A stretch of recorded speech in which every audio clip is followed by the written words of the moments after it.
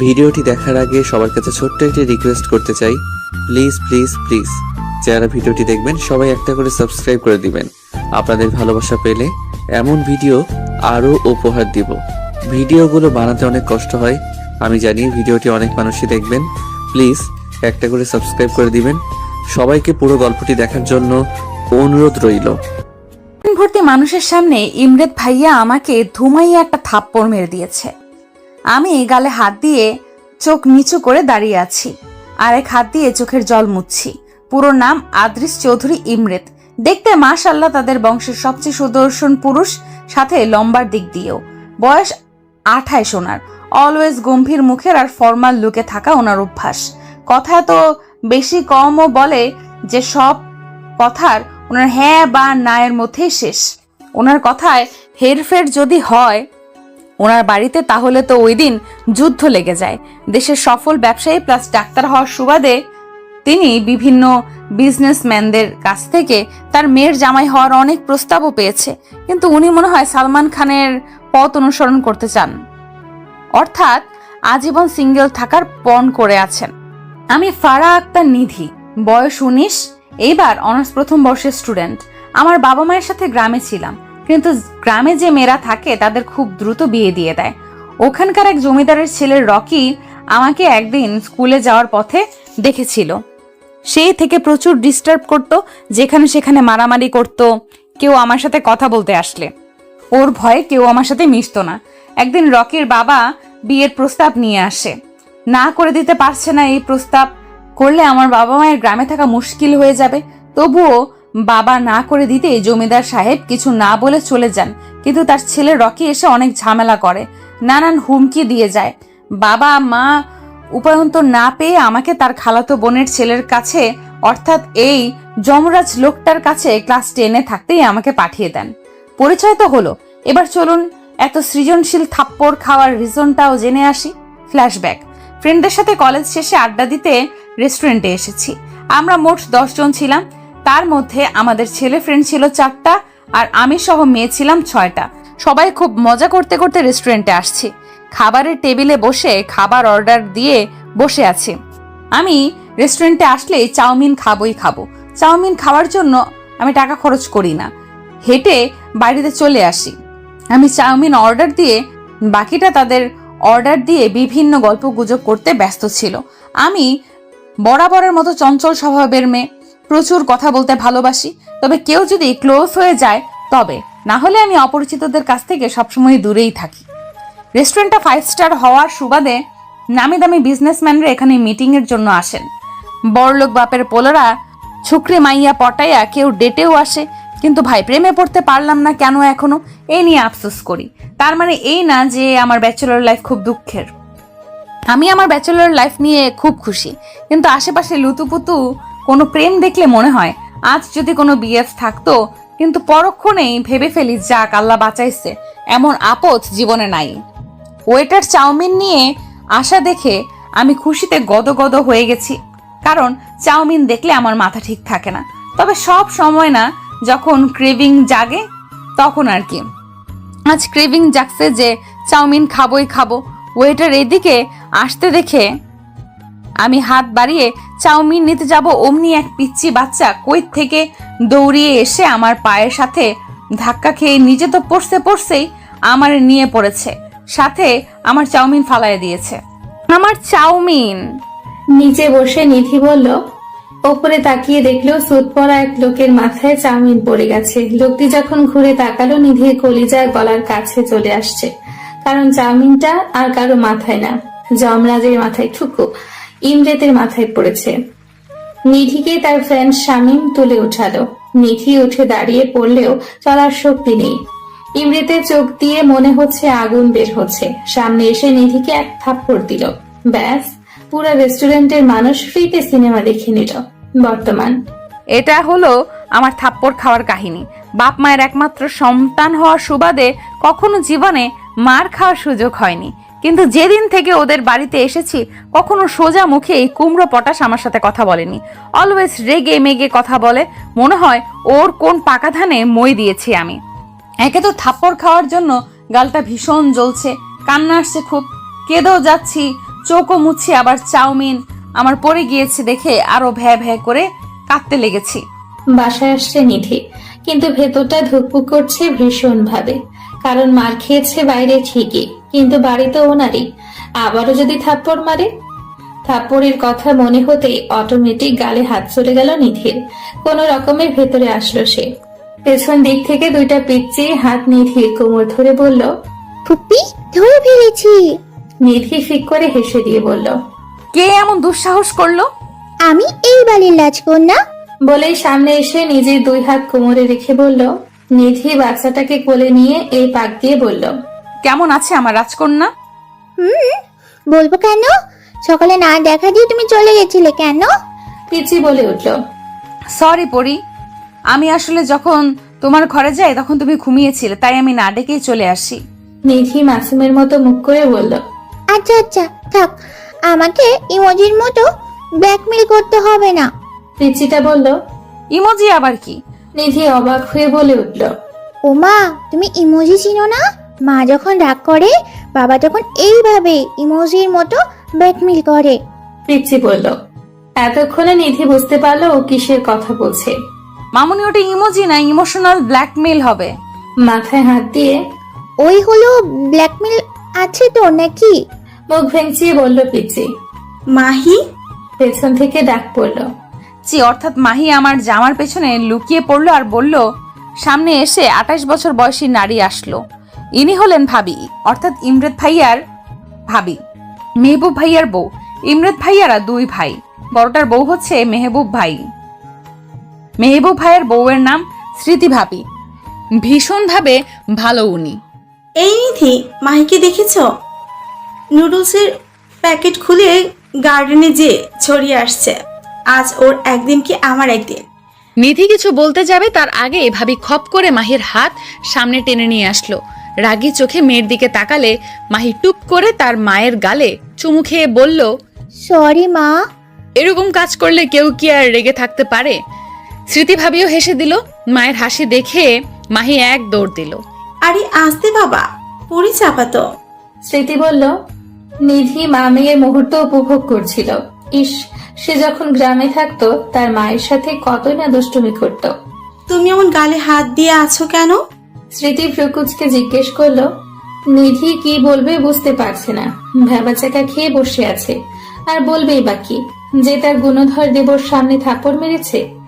মানে আজ র‍্যাগ ছিল কলেজে, কাকে র‍্যাগ দিয়েছিল কে জানি, তার জন্য থাপ্পড় আমি খেয়েছি। নিধি নিয়ে বিনিয়ে বলে উঠল। স্মৃতি গালের হাত সরিয়ে দেখলো 5টা আঙ্গুলের দাগ একদম বসে গেছে। ফর্সা মুখে মনে হচ্ছে লাল রক্ত জমাট বেঁধে গেছে। এ কি, কত জোরে মেরেছে তোমাকে? পুরো গালের কি অবস্থা। স্মৃতি আটকে উঠে বলল, আজ তোমার ভাইয়া আসুক। কোন বেয়াদবের দল এই হাল করেছে? ভার্সিটি যে সব কয়টাকে খবর নিতে বলবো। স্মৃতি ভাবি রেগে গিয়ে কথাগুলো বলল। তারপর আমার হাত টানতে টানতে ডাইনিং এর চেয়ারে বসিয়ে আইস প্যাক ধরে থাকলো। আসলে ভাবি আমাকে প্রচুর ভালোবাসে। আমার সব প্রয়োজন উনি এক নিমেষেই বুঝে যান। ক্লাস 10 থেকে আছি এই বাসায়, কিন্তু উনি আমার মায়ের মতন সব জিনিসের খেয়াল রাখে। আসলে মেহবুব ভাইয়া আর ইমরাত ভাইয়ার মা বাবা মারা যাওয়ার পর স্মৃতিভাবেই সংসারটা সামলে রেখেছে। এত নামি দামি মানুষ হয়েও এক চুল পরিমাণ অহংকার নেই। এমনকি স্মৃতিভাবির ফ্যামিলিও অনেক হাই ক্লাস, কিন্তু তাদের পিতা মাতার মন একদম পানির মতো পরিষ্কার, কোনো ভেজাল নেই। রাতের বেলা ইমরাত ভাইয়া হসপিটালের ডিউটি সেরে বাসায় আসছে। মেহবুব ভাইয়া অফিস থেকে ফিরে এসেছে। মাহি বসে আছে আর সবার জন্য অপেক্ষা করছে। শেষ হয়ে দুই ভাই নামলো। স্মৃতি খাবার সার্ভ করছে। যে যা চেয়ারে অবস্থান করলো। নিধি কই? মেহবুব দেখতে না পেয়ে জিজ্ঞেস করে বসলো। নিধির খুব জ্বর, আমি খাবার খাইয়ে ওষুধ খাইয়ে আসছি। স্মৃতি বলল। সে কি, জ্বর হলো কিভাবে? মেহবুব অবাক হয়ে বলল। মার খেয়ে জ্বর আসছে। স্মৃতি বলল। কে মেরেছে? মেহবুব একটু মৃদু চিৎকার দিয়ে বলল, আমি মেরেছি। ইমরেদ গম্ভীর মুখে বলে উঠল।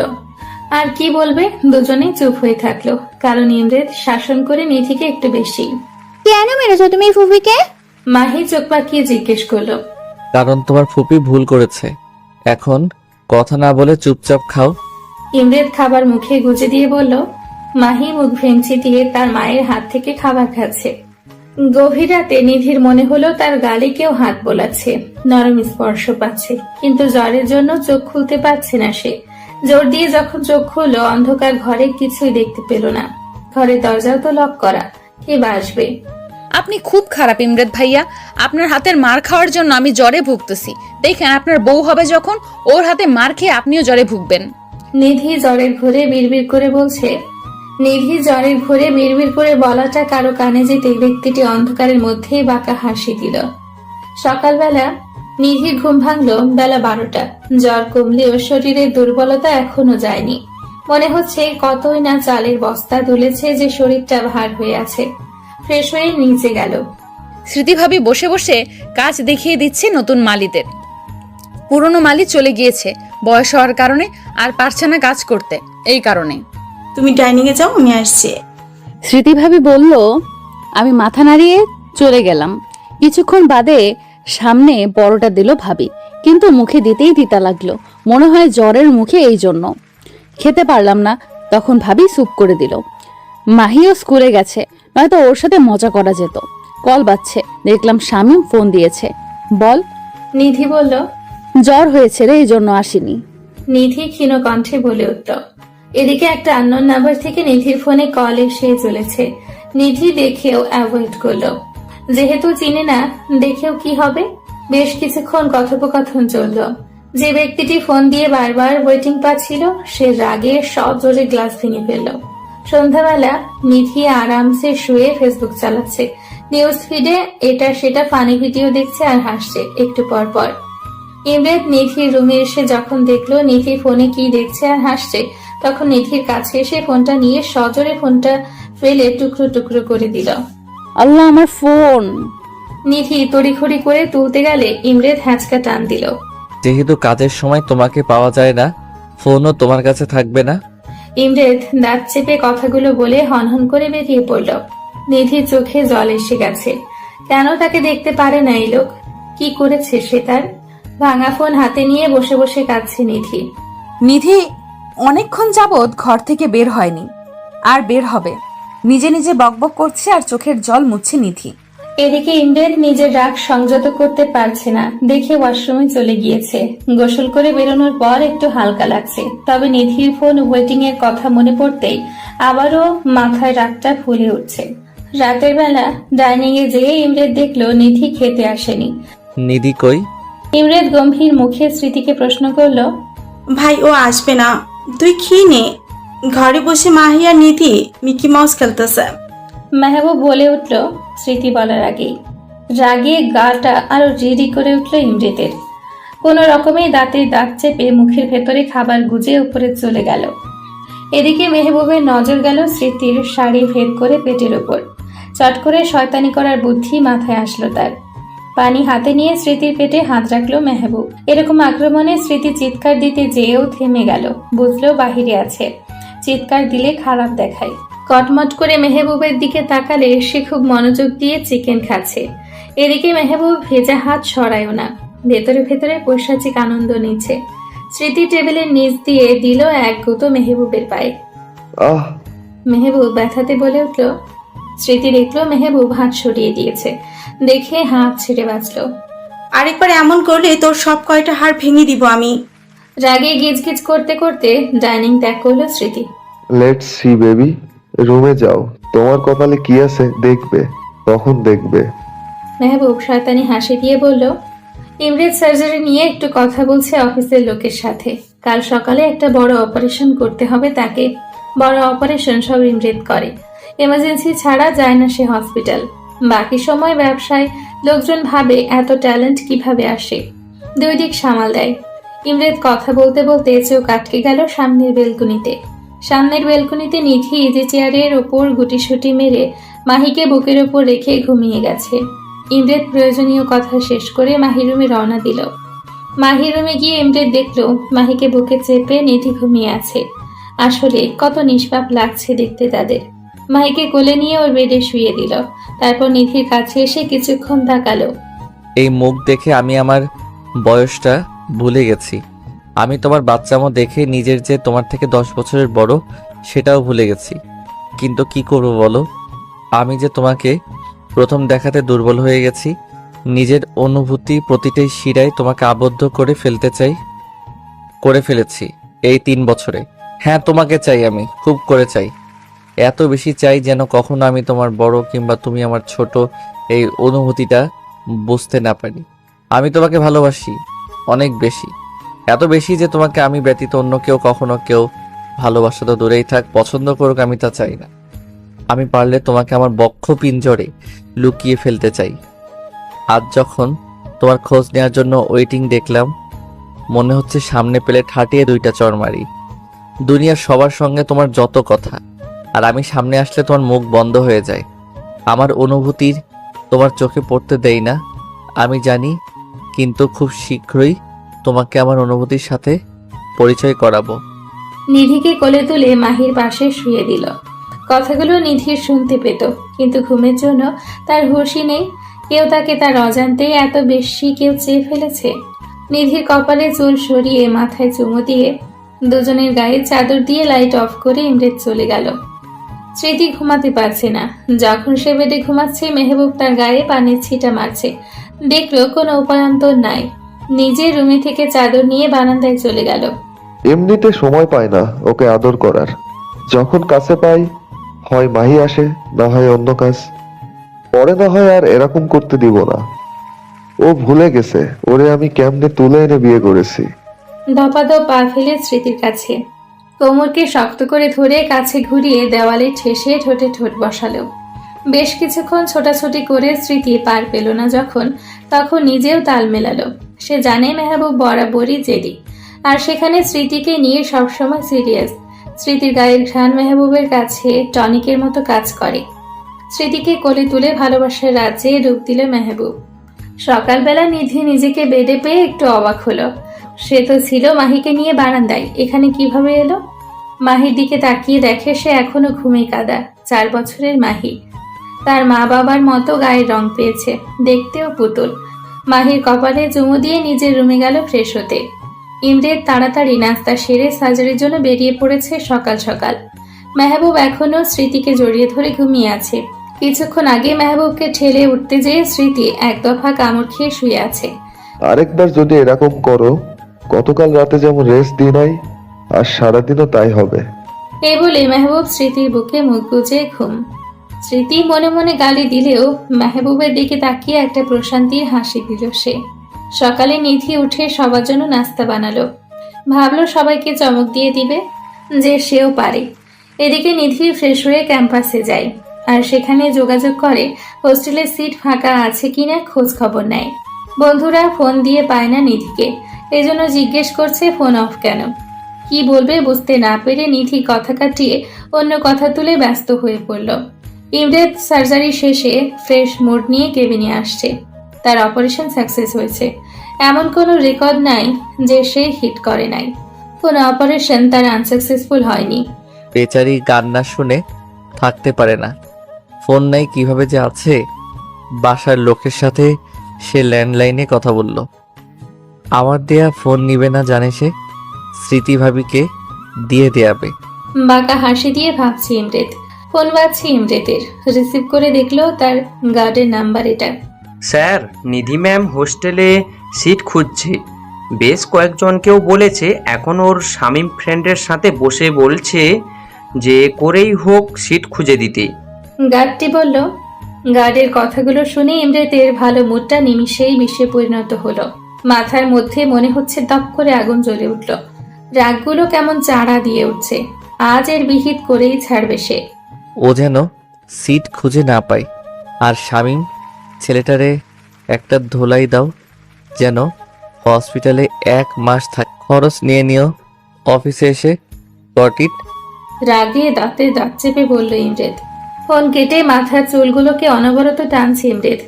মেজাজে সপ্তমী তার। সিট খুঁজে বের করাচ্ছি তোমার আমি। অ্যাপ্রন খুলে গাড়ির চাবি নিয়ে বেরিয়ে পড়ল। কলেজে নিধি কলেজের সামনে রিক্সার জন্য ওয়েট করছে, কিন্তু এই ভর দুপুর এসে রিক্সা পাচ্ছে না। এমনিতেও হস্টেলের সিট খোঁজার চক্করে অনেক লেট হয়ে গেছে। নিধির সামনে একটা গাড়ি এসে থামলো। নিধি দেখে অ্যাভয়েড করলো। কিছুটা দূরে সরে এসে আবারও রিক্সা খোঁজার জন্য ব্যস্ত হয়ে পড়ল। গাড়ির ভেতরের মানুষটা বেরিয়ে এসে নিধির হাত এত শক্ত করে ধরলো, টেনে হিচড়ে নিয়ে যাচ্ছে। গাড়ির ভেতরের মানুষটা আর কেউ নয়, ইমরেত। ফর্সা মুখ রোদে একদম চকচক করছে, কিন্তু মুখ লাল হয়ে গেছে রাগে। আরে ইমরেত ভাইয়া ছাড়েন, কই নিয়ে যান ভাইয়া, আমি যাব না। আজব লোক, আপনি শুনতে পান না? নিধি বলেই যাচ্ছে আর হাত মোচড়াচ্ছে। ইমরেত নিধির মুখে ভাই ডাক শুনলে ক্ষেপে যায়, কিন্তু কিছু বলেনি এতদিন। আজ এমনিতেও মেজাজ গরম, ভাইয়া ডাক শুনে আরো চেতে গেছে সে। গাড়ির দরজা খুলে নিধিকে ধাক্কা দিয়ে বসালো। নিধি হাতে ব্যথা পেয়েও ভয়ে কিছু বলছে না, কারণ ইমরেতের এই রূপ কখনো সে দেখেনি। ইমরেত নিজেও গাড়িতে বসে পড়ে, নিধির দিকে ঝুঁকে সিট বেল্ট লাগালো। প্লিজ ভাইয়া, গাড়ি চালাবেন না, আমি বাড়ি যাব। নিধি এক প্রকার ভয়ে বলেই দিল। নিয়ে যাওয়াচ্ছি বাড়ি। দাঁতে দাঁত চেপে বলল ইমরেত। স্মৃতি মাত্র গোসল সেরে বের হলো। কাল রাত থেকে মেয়ের দেখা পায়নি সে। তাড়াহুড়ো করে বের হয়ে খুঁজছে মাহিকে। মাহিকে পেল স্মৃতি গার্ডেনে, মাটি খেলা অবস্থায়। পুরো জামাতে মাটি ভরিয়ে দিয়েছে। ওকে কোলে তুলে নিয়ে গেল গোসল করানোর জন্য। এদিকে মেহবুব স্মৃতিকে খুঁজেই যাচ্ছে, কিন্তু ডাক দিয়েও পায় না। স্মৃতি মাহিকে গোসল করে নিয়ে আসছে কোলে করে। মা মেয়ের খুনসুটি দেখতে মেহবুবের অনেক ভালো লাগছে। চুপ করে স্মৃতির কোমর জড়িয়ে ধরল পেছন থেকে। স্মৃতি একটু কেঁপে উঠাই বলল, মাথাটা গেছে নাকি বাচ্চার সামনে? তো মেহবুব রুকুজকে দুজনকে আবারও জাপটে ধরল। গাড়ি চলছে অজানা রাস্তায়। ধুকপুক করছে নিধির মন। কিছু বলতে গেলেই ইমরেত চোখ পাকিয়ে তার দিকে তাকাচ্ছে। এমন লোক দেখে ভয়ে তার জান এতটুকু হয়ে গেছে। ভাইয়া, একটু ঢোক গিলে নিধি ডাকলো ইমরেতকে। ইমরেত গাড়ি থামালো, জোরে ব্রেক কষে। রক্তিম চোখ নিয়ে তাকালো নিধির দিকে। নিধি ইমরেতের এই চোখগুলো দেখে একটা শুকনো ঢোক গেল। কেন যে হাতে ধরে নিজের কপালের নিচে ফাটাতে যায় সে? মনে মনে ভাবছে নিধি। ইমরেত ঝুঁকে আসে নিধির দিকে।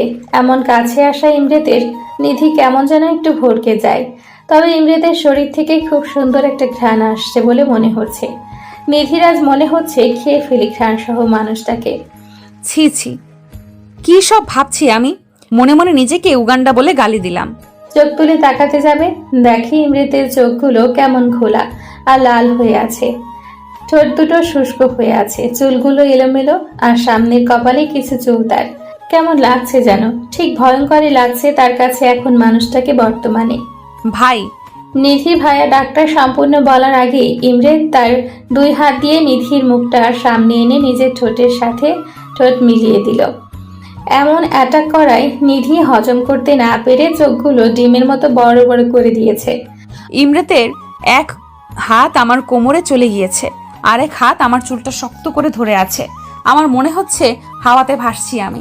শরীরটা প্যারালাইজড লাগছে আমার কাছে, নিয়ন্ত্রণ নাই আমার শরীরের আমার কাছে।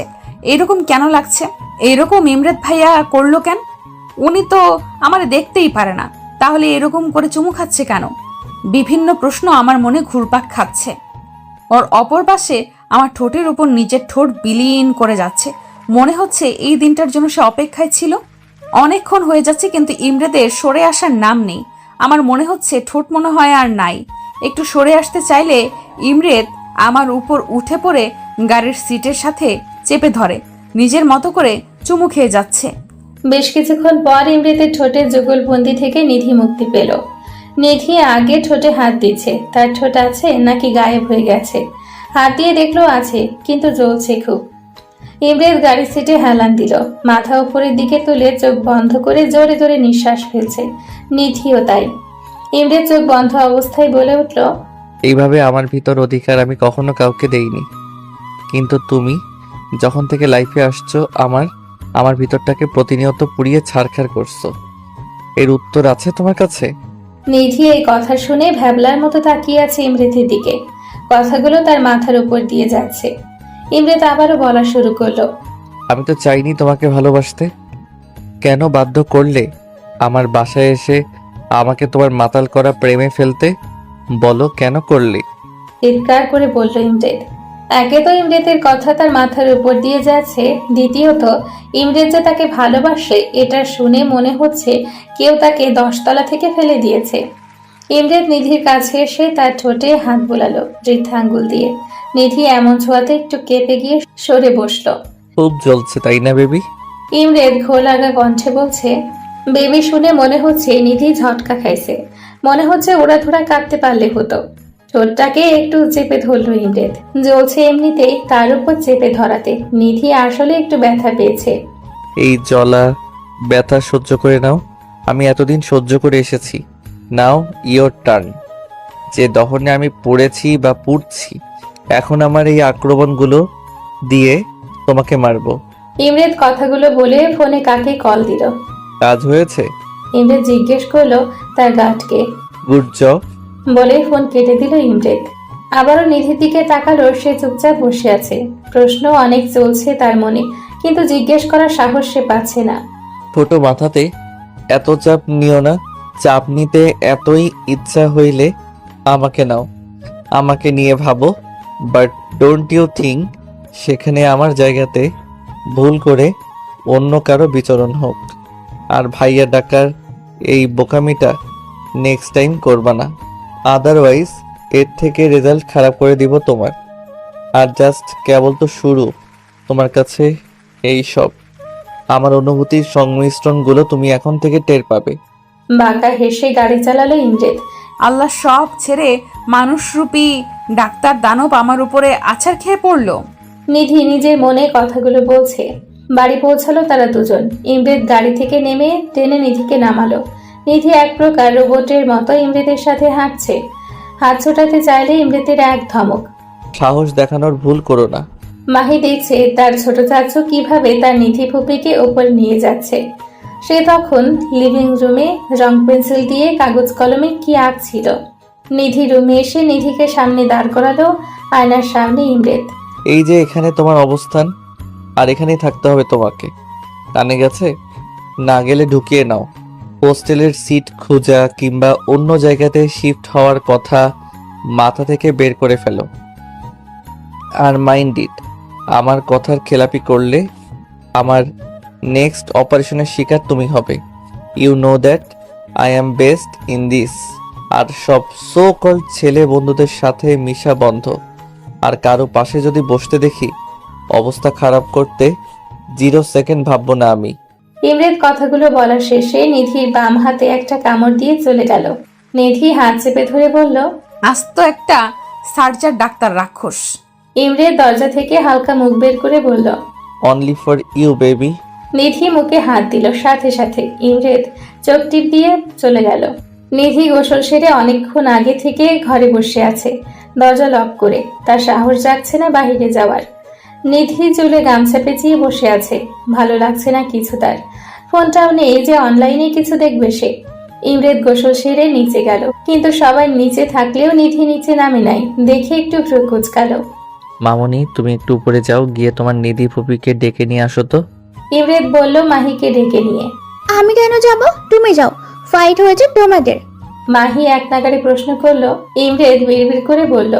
মাহি ইমরেদকে ঝাঁকিয়ে জিজ্ঞেস করলো, বলো না। কিছু না রে মা।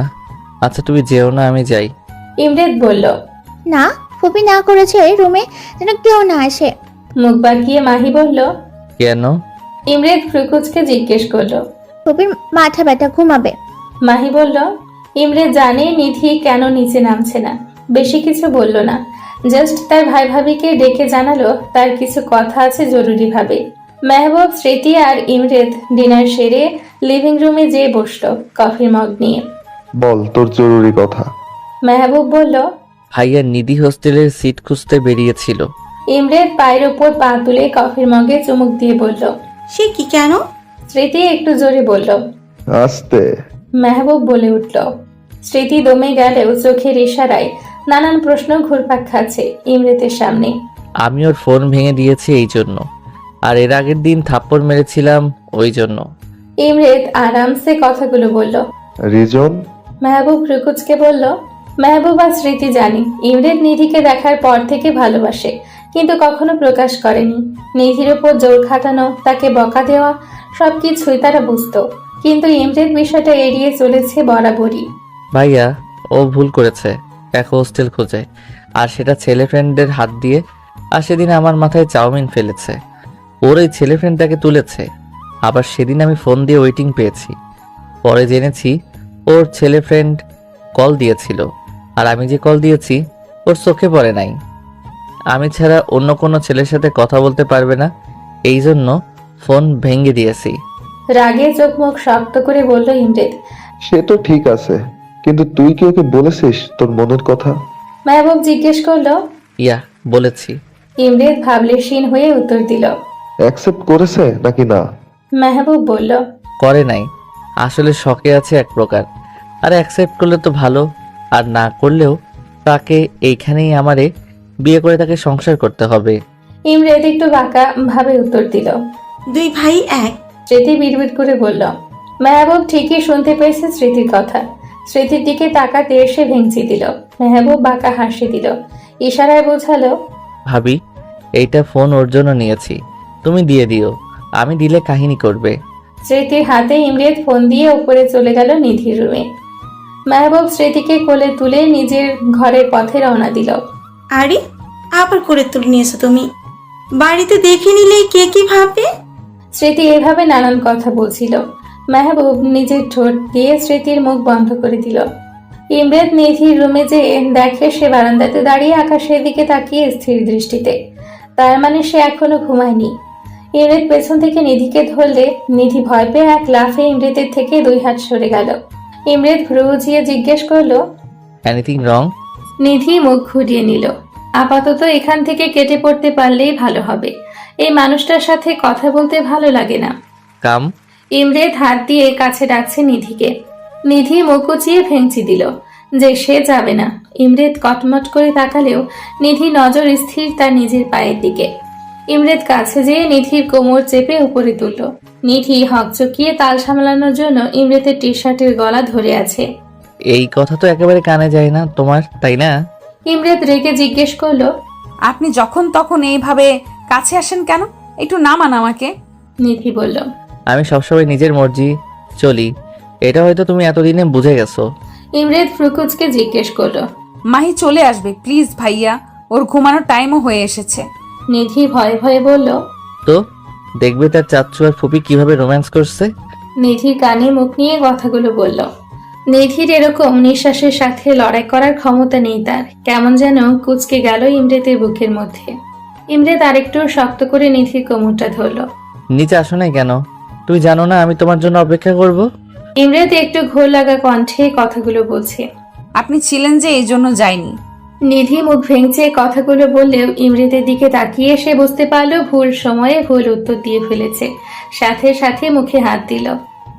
ইমরেদ নিধির মুখ থেকে তার হাতটা সরালো, ঠোঁটে হালকা স্পর্শ দিল। নিধির মনে হচ্ছে কেউ গলাটা চেপে ধরে আছে। ভালোবাসি খুব বেশি তোমায়। ইমরেদ ঘোর লাগানো কণ্ঠে অস্ফুট স্বরে বলে উঠল। ফুপি, মাহি চিৎকারে দুজন দুদিকে ছিটকে পড়ল। নিধি বুকে ফু দিচ্ছে নিজে, আর ইমরেদ নিধির ধাক্কা খাওয়াতে একটু রেগে কিছু বলতে যাবে, তার আগে আবারও আওয়াজ। কই তুমি ফুপি? আমি ঘুমাবো, ভয় লাগে তো। মাহি বলছে। নিধি তড়িৎ গতিতে মাহির কাছে গেল আর কোলে তুলে নিল ওকে। নিজেরে ভাতিজি দেখি শাশুর প্রেমের কারণে হাড্ডি হচ্ছে, বিয়ে হলে দেখা যাবে না। নিধি মাহিকে নিয়ে ঘুমাবে বাসর ঘরে। ইমরেদ নিজে নিজে বলল। ইমরেদ যাওয়ার সময় নিধিকে শাসিয়ে গেল।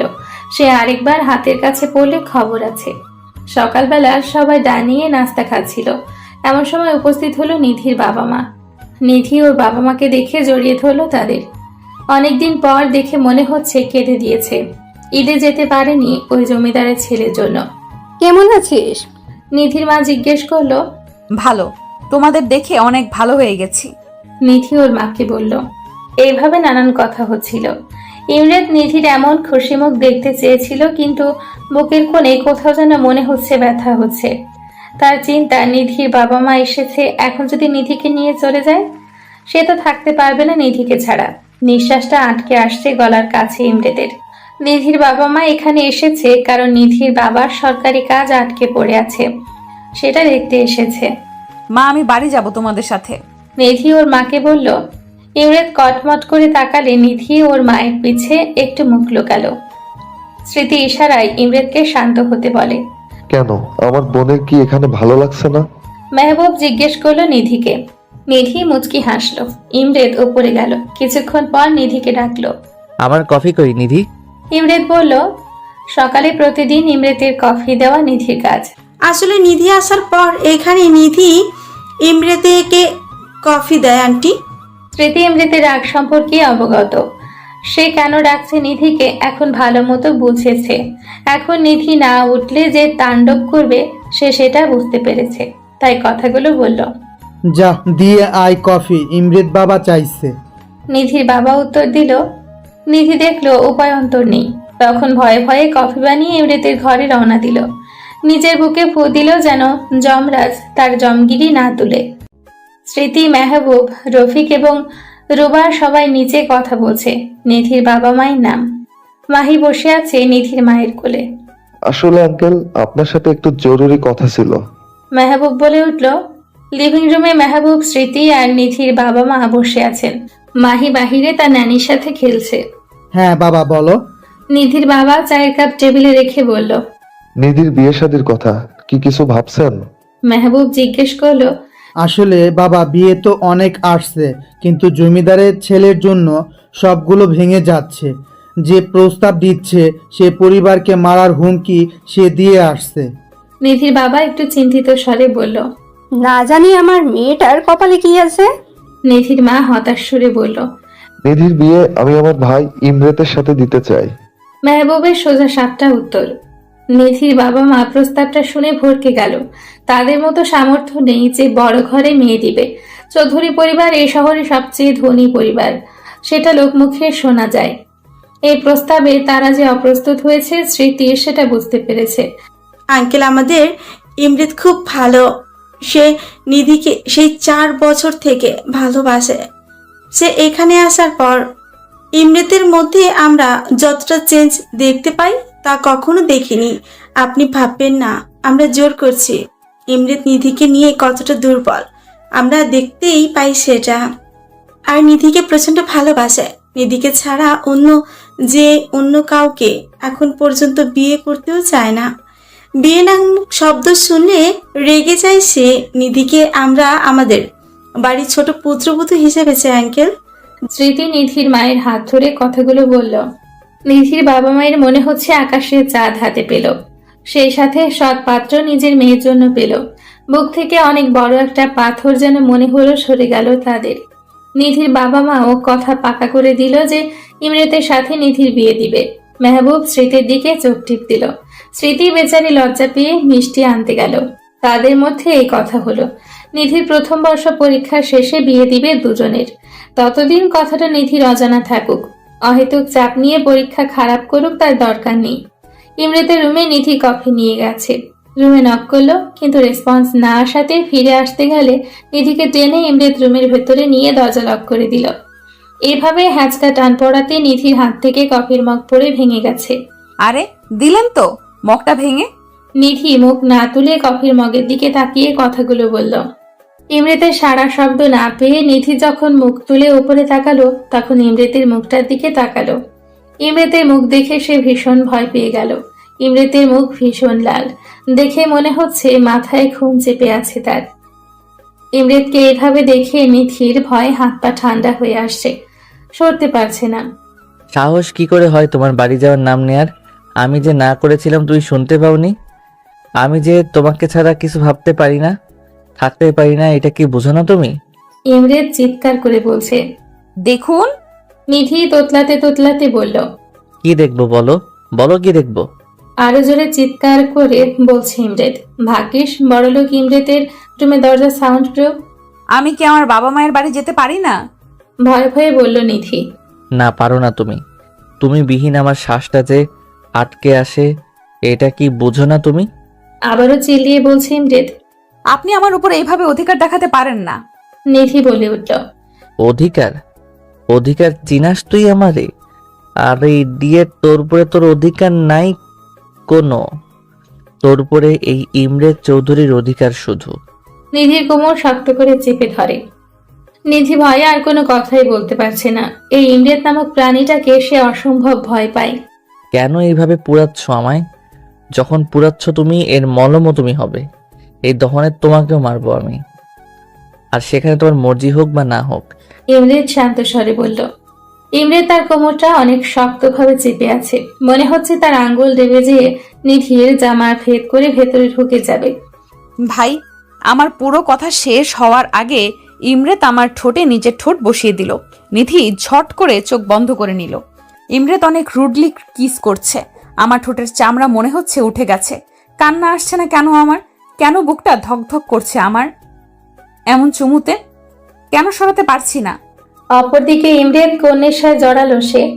কেন এই নিধি নামক নেশাতে মেতে উঠেছে, ছোটাতে চাইছে না, আরো তীব্রভাবে তার সাথে নিজেকে গ্রাস করে ফেলছে। হ্যাঁ, আমার নিধিকে চাই, যেইভাবে হোক চাই। সে না চাইলেও তাকে আমার চাই। আমি যে তুমিতে আসক্ত। চুমু দিতে দিতে ক্লান্ত হলেও ইমরেত ঠোঁট ছাড়ে নাই আমার, শুষে নিচ্ছে।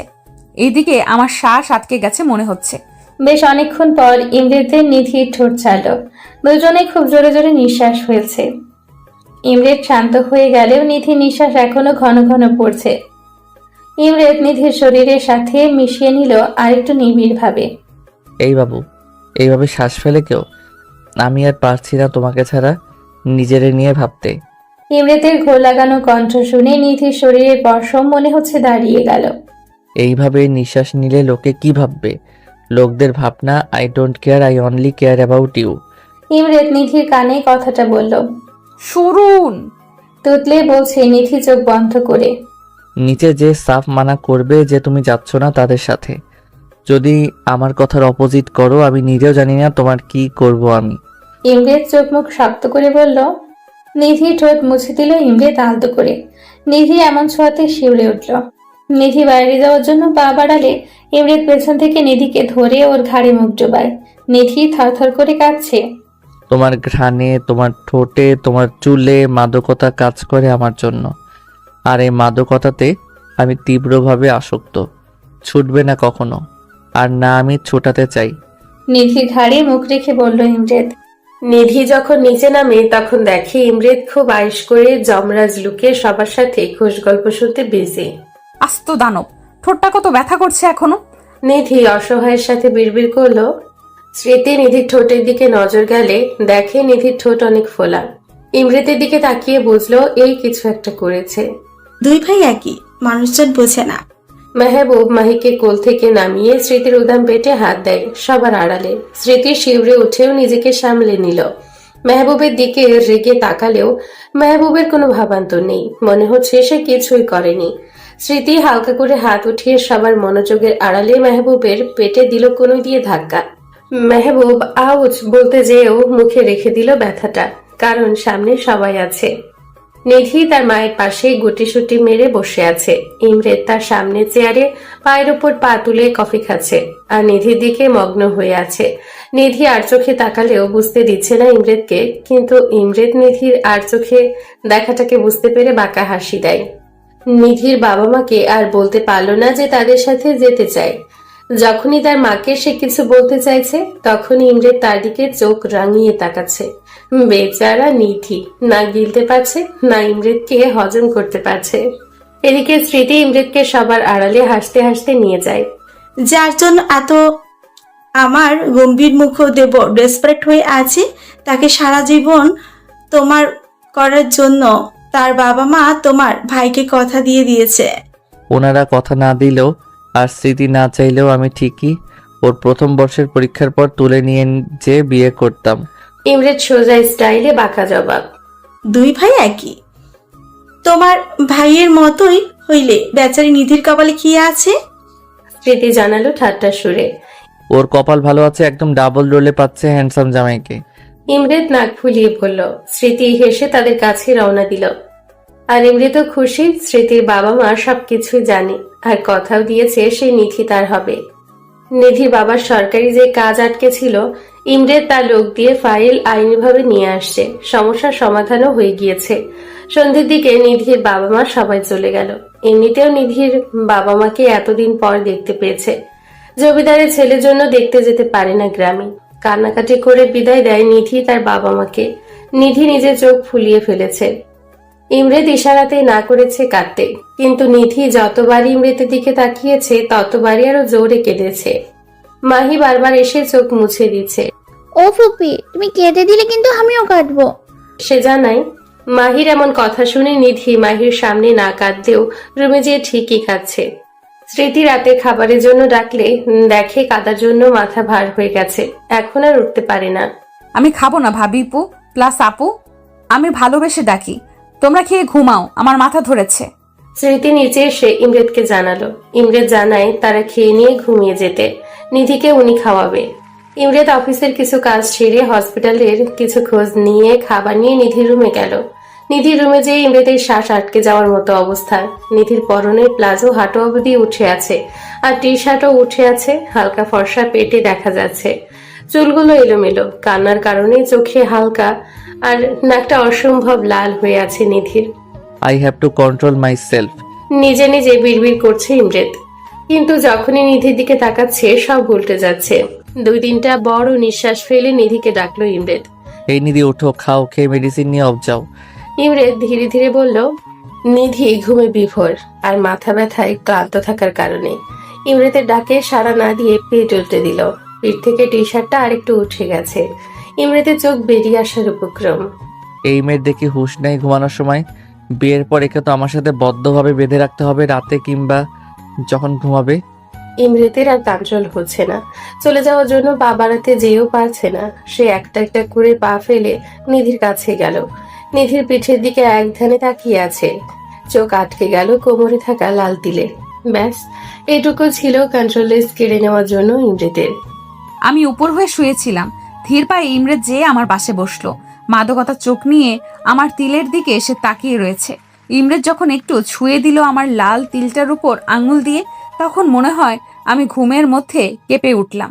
আমার কোমরের কাছে ইমরেতের ঠোঁট নিয়ে বেশ কয়েকটা চুমু দিয়ে আরো লাল তিলটাকে আরো রক্তাক্ত করে দিল, সাথে তিলের আশেপাশের জায়গাটাকেও। না খেয়ে ঘুমানোর শাস্তি প্লাস আমার ভালোবাসা। বাঁকা হেসে ইমরেত কথাগুলো বলে। নিধির গায়ের উপর চাদর দিয়ে বেরিয়ে গেল। নিধি খেলো না দেখে নিজেও খেলো না। সকালবেলা, যেহেতু আজ শুক্রবার সবাই বাসায় থাকবে, নিধির ঘুম ভাঙলো বেলা 9টায়। নিজেকে ফ্রেশ করবে আপাতত সে, যেহেতু না খেয়ে ঘুমিয়েছে সে। নাড়ি ভুড়ি খাওয়ার জন্য পেট থেকে এখন খাও খাও করছে। নিধির মাথাটা হালকা ভার হয়ে থাকলেও ঘুমানোর ফলে ফ্রেশ লাগছে। পাশের টি টেবিলে চোখ গেল নিধির।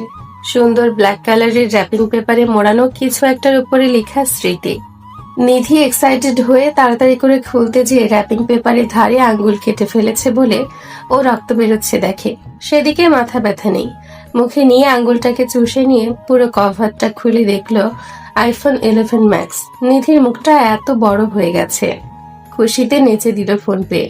কিছুক্ষণ নেচে দিল নিধি। ফোন বেডে রেখে নিধি গেল ফ্রেশ হতে।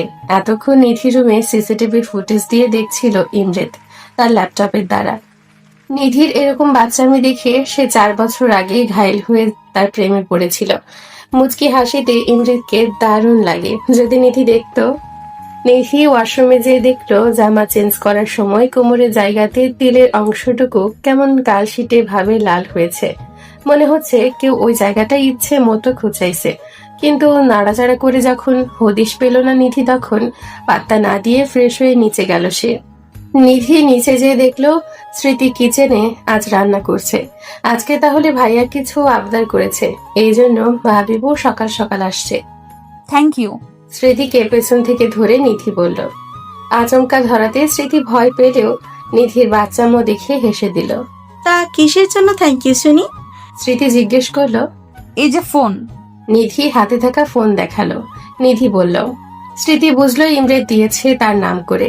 গতকালই তো জানালো সে যে নিধিকে ফোন দিবে। তুমি কিভাবে জানলে ভাবিপু যে আমার ফোন ভেঙে গিয়েছে? নিধি ঠোঁট উল্টে জিজ্ঞেস করলো। আমাকে তুই ম্যাজিশিয়ান ডাকিস না, আমি আমার ম্যাজিক দিয়ে জেনে ফেলছি। স্মৃতি বলল। নিধিও ফিক করে হেসে স্মৃতিকে ধরল। নিধি স্মৃতিকে হেল্প করলো কিচেনে। ডাইনিং এ খাবার সাজালো। সবাই খেতে আসছে নিচে। ইমরেত নিধির দিকে তাকালো। যেমন নিধিকে প্রফুল্ল দেখাচ্ছে, মনে হয় কাল কেঁদেছেও। সবাই যখন খেতে বসলো, নিধি আর চোখে ইমরেতের দিকে তাকিয়ে ফোনটা লুকিয়ে ফেলল। না জানি এই জমরাজ এই ফোনটা ও খেয়ে দেয়। ইমরেত খেয়াল করলেও মনে মনে হাসলো সে। নিধি মাহিকে কোলে নিয়ে নাস্তা খেতে বসলো লিভিং রুমে। খাওয়া শেষে সবাই লিভিং রুমে আড্ডা দিচ্ছে। নিধি মাহির সাথে খেলতে ব্যস্ত। ইমরেত নিধিকে দেখতে ব্যস্ত। আর মেহবুব স্মৃতিকে জ্বালাতে ব্যস্ত। এমন সময় এক ফ্যামিলি তাদের লিভিং রুমের এরিয়াতে উপস্থিত হয়। গার্ড এসে জানালো যখন ইমরেদকে, তখন সে পারমিশন করে আসার জন্য। ধনী পরিবার থেকে এসেছে তা বুঝলো তাদের গেটআপ দেখে। নিধি উঠে চলে গেল মাহিকে নিয়ে। সবাই নিজেদের মতো কুশলাদি করলো। ইমরেদ বসে নিজের ফোন গোতাচ্ছে। আসলে যে জন্য আমরা এসেছি সেটা বলি এখন। ভদ্রলোক জানালো। জি অবশ্যই বলুন। মেহবুব বলল, আসলে যে মেয়েটি এখান থেকে উঠে গেল তাকে আমার ছেলে কলেজে রাস্তা পার হওয়ার সময় দেখেছে। ইনফ্যাক্ট বিয়ে করার জন্য এক প্রকার অস্থির হয়ে গেছে। তাই ও মেয়ের জন্য আমার ছেলের বিয়ের প্রস্তাব এনেছি।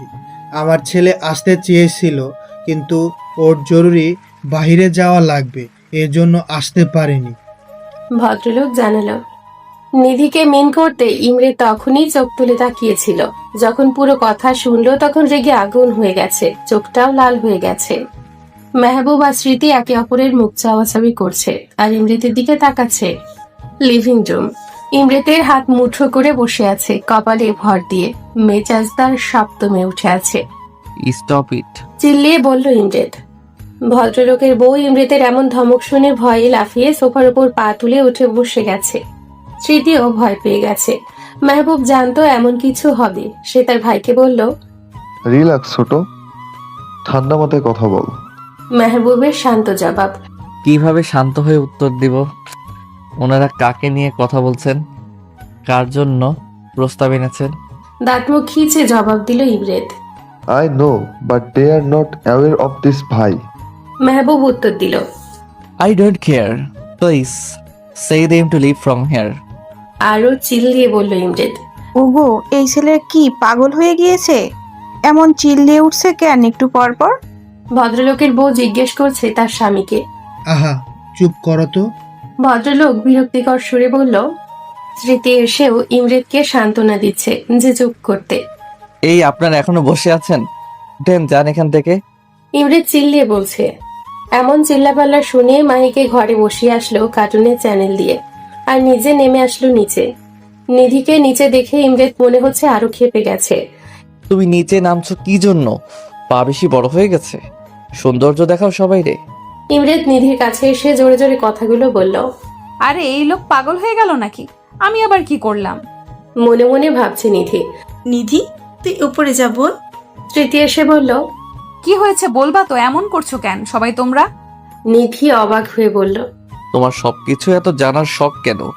যেতে বলছে যেতে পারছো না? নাকি নিজে যে সুন্দরী এটা নেচে গিয়ে সবাইকে দেখাতে হবে? একটা কথা কারো শুনো না, যত বড় হচ্ছে তত বেশি বুদ্ধি হাঁটুর কাছে যাচ্ছে। এত বেয়াদব কেন? তুমি কলেজে কি পড়তে যাও নাকি ছেলেদের নিজের রূপ দেখাতে যাও যে বাসায় প্রস্তাব আসে তোমার জন্য? ইমরেত চিল্লিয়ে বলছে। আচ্ছা, পাগলের ফ্যামিলিতে ছেলে আমার মেয়ে পছন্দ করলো? ভদ্রমহিলা বিরক্তির সুরে বলল, ইউ শাট ইওর মাউথ। আমার বাসায় আমার বউয়ের জন্য প্রস্তাব আনেন? আপনার সাহস তো কম না? বেরোন এখান থেকে, আউট। ইমরেত তাদের দিকে ঘুরে জোরে চিল দিয়ে বলল। ভদ্রলোক তার বউকে নিয়ে সুরসুর করে বেরিয়ে গেল। আর তুমি ছেলেদের সাথে এত মেলামেশা কেন? নিজে যে মেয়ে সেটা কি ভুলে যাও? কতবার না করেছি মিশতে, বলো কতবার? আসলে আমারই ভুল হয়েছে, এমন অল্প বয়স্ক মেয়েকে আমি ভালোবেসেছি। মাথায় একটু বুদ্ধি নাই, ঢ্যাং ঢ্যাং করে নিচে নেমে চলে এসেছে। আরে ভাই, সামান্য তো নিজের বুদ্ধি কাজে লাগাও। ইমরেত নিধির বাহু ধরে কথাগুলো বলছে। নিধি চোখ দিয়ে গলগল করে পানি পড়ছে। এতগুলো কথা সে প্রথম শুনলো ইমরেতের থেকে। হ্যাঁ, সে জানে ইমরেত তাকে দেখতে পারে না, কিন্তু তার মনে তাকে নিয়ে এত তিক্ততা। ছেলে বন্ধু কই তার? যে দুইটার সাথে কথা বলে তাদের অলরেডি গফ আছে, দুজনকে ভাই হিসেবে দেখে। যারা বিয়ের প্রস্তাব নিয়ে এসেছে তো এখানে তার কি দোষ? মানছে সে একটু কম বুদ্ধির মেয়ে, তাই বলে এত কথা শোনাবে তাকে? কয়েকদিন আগে সে না প্রেম নিবেদন করলো, তাকে নিয়ে সেও কিছু কিছু ভাবতে শুরু করেছিল। সব কি মোহ ছিল? নিধি মনে হচ্ছে আর দাঁড়িয়ে থাকতে পারছে না। ইমরেত কুল ডাউন, অনেক বলে ফেলেছ। স্মৃতি আর কিছু বলতে যাবে, যার আগে ইমরেত বাধা দিল। ওকে বলো আমার চোখের সামনে থেকে চলে যেতে, আমি নিতে পারছি না ওকে আর। ইমরেত কড়া ভাবে বলল, স্মৃতির বিস্ময় হয়ে তাকিয়ে আছে যে রাগের শিকার হয়ে ইমরেদ নিধিকে যতগুলো কথা শোনালো এর ফল না তাকে পস্তাতে হয়। নিধির মনে হচ্ছে আকাশ থেকে পড়ছে ইমরেদের এই বিহেভিয়ার দেখে। নিজেকে সামলে নিয়ে উপরের দিকে যাচ্ছে, কিন্তু পাটাও মনে হচ্ছে। ধীর পায়ে রুমে যেয়ে মাহিকে তার মা ডাকছে বলে ঘরে দরজা বন্ধ করে দিল। নিধির বুক ফেটে কান্না আসছে। এরকম বকা কখনো কোনো দিন খায়নি সে। কি দোষ ছিল তার? সে তো জানতো না তার বিয়ের প্রস্তাব আসবে। সে জানলে কি নিচে নামতো? বাবা মাকে তার খুব মনে পড়ছে। বালিশ আঁকড়ে ধরে কেঁদেই যাচ্ছে। স্মৃতি পেছন পেছনে সে দরজা নক করে রেসপন্স পায়নি। টেনশনেই তার জানো শুকিয়ে যাচ্ছে। কি থেকে কি হয়ে গেল আজকে? অপরদিকে ইমরেদ নিজের রুমে সে নিজেকে লক করে বসে আছে। ঘরে জিনিসপত্র ভাঙচুর করেই যাচ্ছে, তারপরেও ক্ষান্ত হয় না সে। সাহস কি করে হলো আমার নিধির জন্য বিয়ে আনার? নিধির উপর শুধু আমার এই ইমরেদ চৌধুরীর অধিকার। নিধি শুধু আমার। সব কয়টাকে শেষ করে দিব যে আমার নিধিকে কেড়ে নেওয়ার জন্য আসবে। হাতে থাকা ফ্লাওয়ার ভাস ভেঙে বলল। যখন ইমরেদ একটু শান্ত হলো তখন তার টনক নড়ল। নিধির সাথে ক্রোধের বশে কি বিশ্রী বিহেভিয়ার করেছে মনে পড়তেই তার মাথাটা কেমন যেন ফাঁকা ফাঁকা লাগছে। তাৎক্ষণিকভাবে ইমরেদ নিজের রুমের দরজা খুলে বেরিয়ে পড়ল নিধির রুমের উদ্দেশ্যে। নিধির রুমে দরজা ধাক্কিয়ে চলে যাচ্ছে, কিন্তু নিধি দরজা খুলে না। আরে বড় লোকের ফুয়া, জানোস না তুই তোদের সব ঘরে রুমে সাউন্ড প্রুফ করে রাখছস? স্মৃতি এমন দরজাতে বাড়ি দেওয়ার আওয়াজ শুনে মাহিকে কোল থেকে নামিয়ে মেহবুবের কোলে দিল, যেন ওকে দেখে। স্মৃতি ছুটলো নিধির ঘরের দিকে, যেহেতু আওয়াজটা ওইখান থেকেই আসছে। কি করছো কি এখন তুমি? স্মৃতি এসে ইমৃতকে জিজ্ঞেস করলো। দেখো না ভাবি, নিধি দরজা খুলছে না। এই নিধি, দরজা খুলো। বলে দিল আরেকটা বাড়ি। ইমৃত জানালো, ও খুলবে না, আর ও না করেছে যেন কেউ বিরক্ত না করে। তুমি তো চেয়েছিলে যেন ও তোমার সামনে না আসে তো।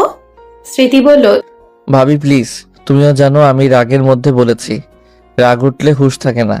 আর ও বললেই হলো দরজা খুলবে না। এই খুলো, লাস্টবার বলছি। তখন না হয় রেগে বলেছি, এখন কিন্তু সত্যি সত্যি তোমার কানের নিচে চটকনা পড়বে একটা। ইমৃত চিল দিয়ে বলছে। কামড় নেই। ইমৃতের হাত ধরে স্মৃতি টেনে নিয়ে গেল ডাইনিং এ। ইমৃতের সামনে পানির গ্লাস ধরলো স্মৃতি, ইশারায় জানালো পানিটা খেতে হবে এখন তাতে। ইমৃত পানিটা নিয়ে এক নিঃশ্বাসে খতম করে ফেলল। লিসেন টু মি কেয়ারফুলি ভাই। তুমি আজ যা ওকে বলেছ অন্য কোনো মেয়ে হলে কিন্তু এখনই বাড়ি ছেড়ে চলে যেত, কিন্তু ও আছে কারণ ওর বাবা মা আমাদের ওপর অনেক ভরসা করে তাকে এখানে পাঠিয়েছে। সে চায় না তার বাবা মায়ের কাছে আমরা ছোট হই। আর তুমি যা বলছো আজকে, তা তো তুমি নিজেও জানো নিধির মতো মেয়ে এই আমাদের জেনারেশনে পাওয়া খুব দুষ্কর। নিধির চাল চলন যেমন সোজা সরল, তেমনি নিধির মনটা পানির মতো স্বচ্ছ। নিধিকে আমার ছোট বোন আর কলিজাও ভাবি আমার, কারণ আমার নিজের কোনো বোন নেই। তুমি যখন নিধিকে এইসব বলেছিলে মনে হচ্ছিল তোমার গালে একটা থাপ্পড় দেই, কিন্তু দেই নাই। কেন জানো? নিধিকে যেমন বোন ভাবি তোমাকেও আমি ভাই ভাবি, কারণ আমার ভাইও নেই। নিধিকে যতটা ভালোবাসি আমি তোমাকেও আমার ভাই হিসেবে ততটাই ভালোবাসি, তাই তোমাকে বোন হিসেবে আমার শাসন করতে বাধা নেই। তুমি নিজেও বুঝতে পারছো এখন রাগের বশে যে কথাগুলো যা বলছো তা ভুল। রাগের বশে আমরা অনেকটা হিংস্র হয়ে যাই। তুমি তো এমন ছিলে না। আমি জানি যতটুকু তোমাকে দেখেছি আর চিনেছি আর বুঝেছি যে তুমি তোমার এইসবের প্রতি কন্ট্রোল রাখো। তবে আজ কেন এরকম হলো জানি, নিধিকে নিয়ে তুমি অতিরিক্ত সিরিয়াস, অতিরিক্ত ভালোবাসো ও তুমি তাকে, কিন্তু তুমি আজ যা বলছো ওকে, তাতে তোমার জন্য ওর মনে একটা দাগ কেটে গেছে। সে অনেক কষ্ট পেয়েছে ইমরেত। স্মৃতি কথাগুলো বলল। I know that I hurt her a lot, but she also have to why I so mad about her that time. ইমরেত মাথা নিচু করে বলল, সবাই সবকিছু বুঝে না ভাই। তুমি যতটা ম্যাচিউর ও ততটা না। ওর নরম মনে অনেক আঘাত পেয়েছে তোমার এই বিহেভিয়ারে।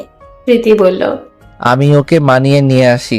ইমরেত উঠতে গেলে স্মৃতি বসালো ওকে আবার। স্মৃতি বলল, এখন না, আজ এমনি ধকল গেছে ওর উপর। সময় দাও। ওকে ছাড়া আমার দম বন্ধ হয়ে আসে ভাবি, ওকে ছাড়া আমার নিঃশ্বাস নেওয়াটাও দায়। আমি তো ওকে পাগলের মতো চাই, ওকে অনেক বেশি ভালোবেসে ফেলেছি সেই 4 বছর থেকে। ওকে আমি কারোর সাথে দেখা তো দূরে থাক, আমি ভাবতেও পারবো না। নিধি সবসময় উল্টা পাল্টা ডিসিশন নেয়। এই যেমন কয়দিন আগে হোস্টেল খুঁজছিল, আজকের আমার বিহেভিয়ার দেখে যদি অন্য কিছু করে, ও যদি আমারে ছেড়ে যেতে চায়, আমি ওকে খুন করে ফেলবো একদম। ইমরেত স্মৃতিকে কথাগুলো রেগে বলে উপরে চলে গেল।